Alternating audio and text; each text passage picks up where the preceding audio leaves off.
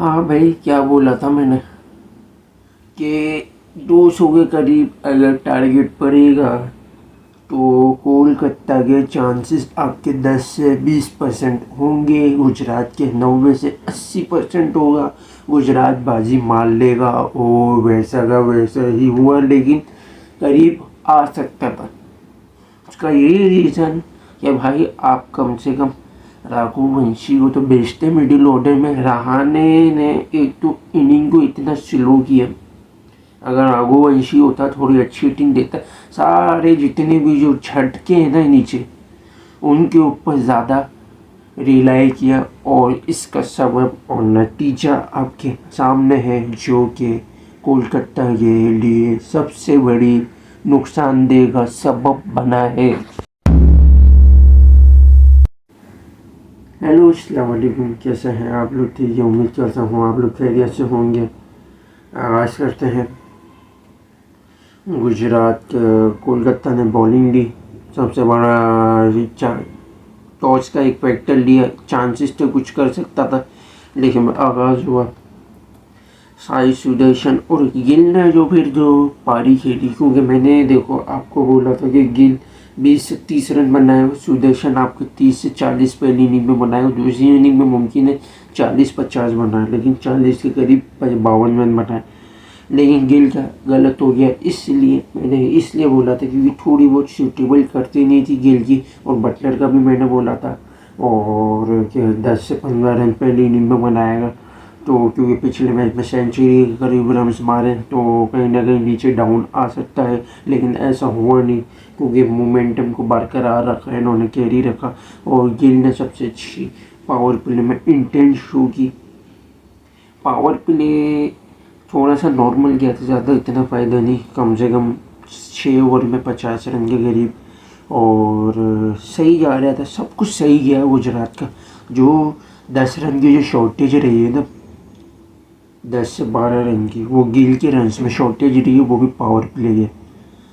और अगर आपकी 211 का ईजिली टारगेट बन सकता था, गिल की सेंचुरी भी हो सकती थी और अच्छी एडवांटेज होता, फंस सकता था गुजरात। लेकिन गिल ने अच्छी इंटेंस शो की पावर प्ले के बाद, और जिस तरीके से मारना शुरू किया आपका वैभव अरोड़ा को, के उसके हाथ से कैच भी छूटा था आपका गिल का। और फिर उसके बाद गिल ने भी पावर प्ले के बाद बत्ती बनाना शुरू की। मोइन मामा यानी मोइन अली, उसका भी इतनी बॉलिंग का इतना फ़ायदा हुआ नहीं। हर्षित भी पेटा, चक्रवर्ती को उसने दुर्गति बना दी। नारायण को थोड़ा सा देख कर खेला, लेकिन बना दिया पावर प्ले। लो बाउंस आ रही थी, जिसके सबब केकेआर के बॉलर्स अच्छी खासी मार खा रहे थे। और 10 ओवर तक थोड़ा नॉर्मल जा रहे थे, 10 ओवर के बाद 12 ओवर तक बेहतरीन कर ली थी इनिंग। सबसे बड़ा नुकसान ये हुआ कि रसेल का जो ओवर आया ना, उस लो बाउंस पिच के अंदर अच्छी खासी बाउंस हुई, जिसके सबब इसका एज निकल गया। फिर उसके बाद फिर आपका शुभमन गिल ने और बटलर ने मिलकर कुछ रन्स मारे, यानी 58 रन की पार्टनरशिप मारी। बटलर और जो बची की कुछ ही कसर थी, इन दोनों ने पूरी कर दी। बटलर गिल आउट हुआ, फिर त्रिपाठी आते के साथ आउट हो गया राणा। ये शाहरुख खान ने छक्का लगाया फुल टॉस पर, तो ये ले जाते 158 तक ले गए। तो केकेआर की बैटिंग आई।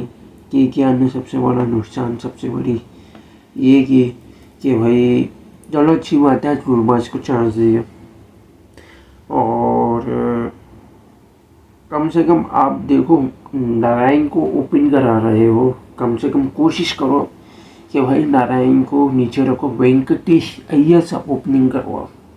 क्योंकि वो जिस तरीके, क्योंकि आखिरी में हम बताते हैं क्यों नारायण और फिर रहान और गुरबाज आते के साथ विकेट दे गया फिर सिराज को। और सिराज की जो बॉल इन स्विंग जो शूट करती थी, वो सिर्फ एक ही बैट्समैन को खा सकता था, वो गुरबाज का, और उसने खा लिया। उसके बाद से फिर नारायण और रहाने ने थोड़ी सी पावर प्ले में इंटेंस शो करी, लेकिन इतना फ़ायदा नहीं हुआ, थोड़ा स्लो खेले। फिर नारायण विकेट दे दिया, राशिद का छठा ओवर लगाया पावर प्ले में। वेंकटेश और रहाने, इन दोनों ने फिर पावर प्ले के बाद इतना स्लो खेला इतना स्लो खेला रहाणे, इतना सेट होने के बावजूद 10 ओवर के बाद उस तरीके से चार्ज नहीं कर पा रहा था जिस तरीके से करना चाहिए था। ये वेंकटेश विकेट फेंक के चले गए, फिर रिंकू आया तो रहाणे अपने 50 करके निकल लिए, और फिर अमनदीप रसल इन दोनों को भेज दिया, ये भी आउट हो गया, मोइन अली भी आउट हो गया, रिंकू भी खड़ा रह गया। फिर अब रघुवंशी की इम्पैक्ट प्लेयर आपको याद आ रही है, और फिर रघुवंशी ने भी थोड़े रन्स बनाए, 160 तक आपको लेके गया, रिंकू भी आउट हो गया था। भाई ये बात करेंगे हम जाते हुए एक चीज़ पे, सबसे बड़ी जो गलती जो की है ना, गुरबख्श के साथ वेंकटेश को भेजना चाहिए था ओपनिंग में, नारायण को आप नीचे रखते वेंकटेश की जगह पे, और बल्कि वेंकटेश की जगह पर आप रघुवंशी को लाते, और वेंकटेश के नीचे आप नारायण को रखते, फिर रिंकू को, फिर रसल, फिर अमनदीप, बल्कि मोइन अली, फिर अमनदीप, फिर आपका फ़ायदा होता है। क्योंकि रमनदीप की इतनी बैटिंग फ़ायदा नहीं आ रही, जो सबसे लास्ट में अब एक ऑप्शन रखो, हिटिंग तो भले आपको नहीं दे रहा, ऊपर भी खेला हो तो कोई फ़ायदा हो नहीं रहा इसका। लेकिन वेंकटेश का मैं क्यों बोल रहा हूँ, वेंकटेश का इसलिए बोल रहा हूँ क्योंकि देखो आपके जो ओवरसीज है ना, गुरबख्श हो गया, नारायण हो गया आपका, सही है, रसल हो गया आपका, मोइन अली, 4 ओवरसीज तो खेल में आपके, बॉलिंग भी आपको पूरी इंटेंस शो कर रहे हैं। जैसे आपका मोइन अली पार्ट टाइम में आपके दे रहा है, क्योंकि डिकॉक होता तो वो आपको बॉलिंग नहीं देता, बॉलिंग का एक ऑप्शन मोइन अली की वजह से।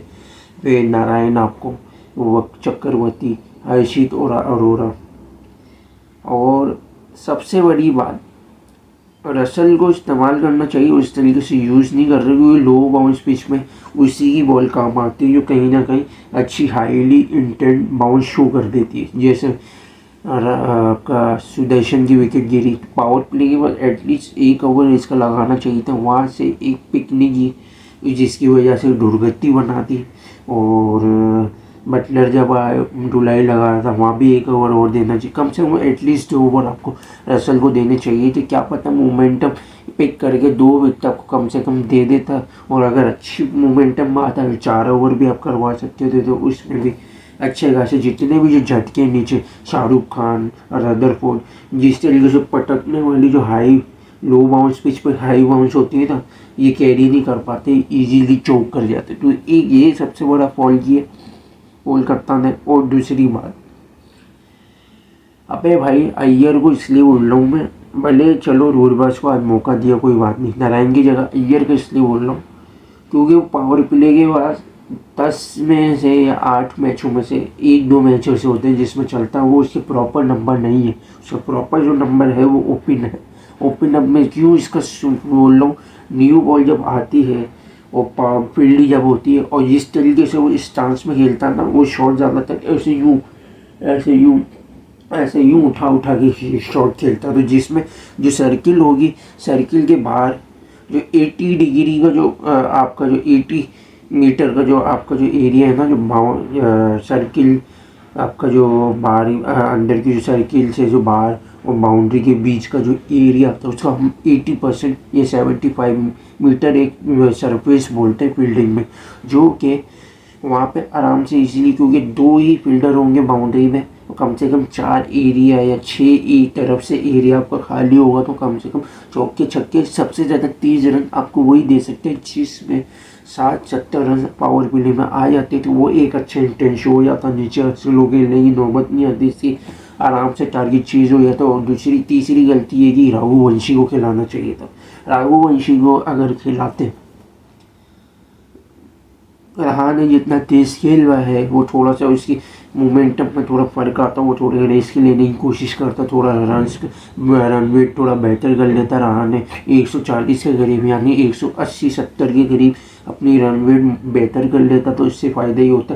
रघुवंशी की ही कैलिबर की पिच थी, तो ये यहाँ पर जितनी लो बाउंस जो पिच है उसमें आराम से ACU गैप में टाइमिंग करके खेलता, 40-50 रन भी अगर इसके बीच में आ जाते 25 से 28 बॉलों के दरमियान, ईजिली कोलकाता जीत सकता था। और मैंने आपको बोला था कि भाई 200 के करीब होगा गुजरात के चांसेस हैं 80 से 90%, लेकिन उसमें मैंने एक बात ये भी बोली थी 70% मैंने फाइनल प्रिडिक्शन के साथ आपको बोला था कोलकाता का, लेकिन ऐसा हुआ नहीं क्योंकि बहुत सी बिजनों ने गलतियाँ की, तो जो कि मैंने हाईली होम एडवांटेज के साथ सारी चीज़ें मैंने कल बताई थी, तो वो और लाइनअप में थोड़ा से ये इस तरीके से कर लेते तो कुछ ना कुछ फ़ायदा हो जाता, लेकिन फ़ायदा किया नहीं, तो जिसकी वजह से कॉलेप्स आया। तो यही था। लाइक और शेयर और सब्सक्राइब जरूर करिएगा, बेल आइकन को जरूर क्लिक कीजिएगा। Thanks for watching video. अल्लाह हाफिज़।